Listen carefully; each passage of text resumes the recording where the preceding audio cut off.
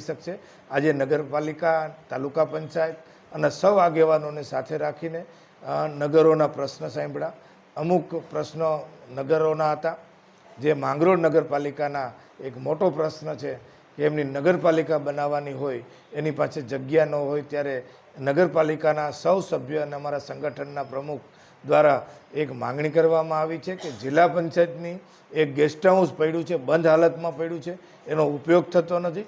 એ જગ્યા ખૂબ વિશાળ છે અને એ જગ્યા નગરપાલિકાનું ભવન બનાવવા માટે જો આપવામાં આવે તો એના માટે નગરપાલિકાના પ્રમુખ અને સૌ અમારા કોર્પોરેટર શ્રી દ્વારા અમને લેખિતમાં માંગણી કરી છે। આવનારા જનરલ બોર્ડ, જિલ્લા પંચાયતના સામાન્ય સભામાં ઠરાવ કરી એ જગ્યા માંગરોળને ફાળવવામાં આવશે ને ત્યાં સારું ભવન બનશે અને નગરપાલિકાનો વહીવટ ત્યાંથી કુશળતાથી થઈ શકે એના માટે આજે રજૂઆતો થઈ છે।